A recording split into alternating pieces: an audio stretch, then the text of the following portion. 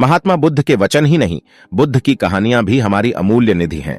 गौतम बुद्ध की प्रेरक कहानियां जीवन के रहस्यों को उद्घाटित करती हैं और हमें राह दिखाती हैं। इसीलिए लोग आज भी महात्मा बुद्ध की कहानी को सुनना पसंद करते हैं।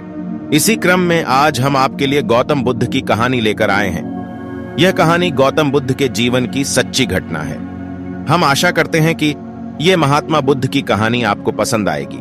कहानी सुनने से पहले अगर आप हमारे चैनल पर नए हैं तो हमारे चैनल को सब्सक्राइब जरूर करें, जिससे हमारा उत्साह बढ़ता है। चलिए फिर कहानी शुरू करते हैं। गौतम बुद्ध जब भी अपना प्रवचन समाप्त करते, अपने शिष्यों को 3 बार समझाते और कहते कि जाओ अब अपना अपना काम करो। उनका एक प्रिय भिक्षु था, आनंद। उसे यह बात अजीब सी लगती कि रोज रोज उसी बात को कहने का क्या मतलब है, और जब एक दिन उससे रहा नहीं गया तो उसने उन्हें टोक दिया। बुद्ध धीरे से मुस्कुराए और बोले, आनंद, तुम्हारा कहना अपनी जगह पर सही है कि भिक्षु को रोज रोज क्या समझाना कि जाओ अब अपना अपना काम करो, पर शायद तुमने यह ध्यान नहीं दिया कि धर्म सभा में सिर्फ भिक्षु ही नहीं, आसपास की बस्तियों के बहुत से लोग भी आते हैं। उनमें से बहुत से लोग ऐसे होते हैं जो पहली बार आए होते हैं, तो उनके लिए मैं यह बात 3 बार दोहराता हूं। पर यह स्पष्टीकरण भी आनंद के पल्ले नहीं पड़ा। इस पर बुद्ध बोले, आनंद, आज की सभा में जितने लोग बैठे थे उनमें सन्यासी तो बहुत सारे थे, पर एक चोर और एक वेश्या भी थी। कल तुम ऐसा करना कि किसी एक सन्यासी उस चोर और वेश्या से जाकर मिलना और उनसे पूछना कि मेरी बातों का उन्होंने क्या अर्थ ग्रहण किया। आनंद ने जैसे तैसे उत्सुकता में वह रात काटी और अगले दिन सुबह सुबह तहकीकात के लिए निकल पड़ा। सबसे पहले वह एक सन्यासी के घर पहुंचा जो बुद्ध की धर्म सभा में नियमित रूप से आता था।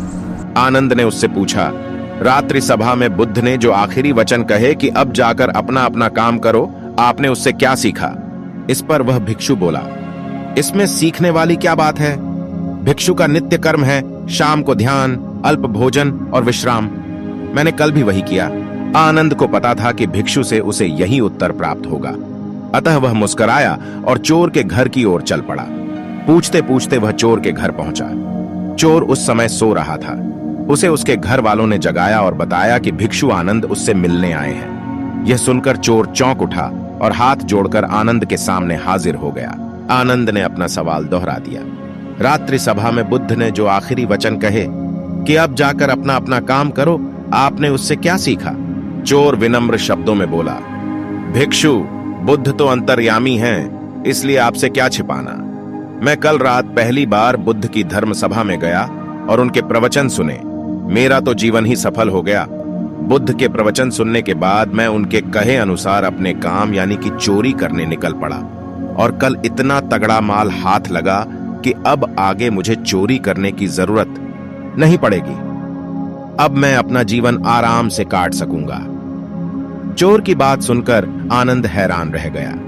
वह वहां से उठा और वेश्या के घर की ओर चल पड़ा। वेश्या आनंद को देखते ही पहचान गई।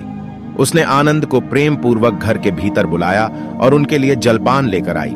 जलपान ग्रहण करने के बाद आनंद ने वेश्या के सामने भी अपना सवाल दोहराया। यह सुनकर वेश्या बोली, भिक्षु, भगवान बुद्ध ने अपने प्रवचन के अंत में कहा कि जाओ अपना अपना काम करो। सो प्रवचन के बाद मैं अपने घर आई और अपनी नाच गाने की महफिल सजाई। कल मेरी महफिल में कई बड़े बड़े राजे महाराजे पधारे। उन लोगों ने प्रसन्न होकर इतना धन संपत्ति मुझे दिया कि अब मुझे धन के लिए ये कर्म करने की आवश्यकता ही नहीं पड़ेगी। आनंद के आश्चर्य की सीमा न रही।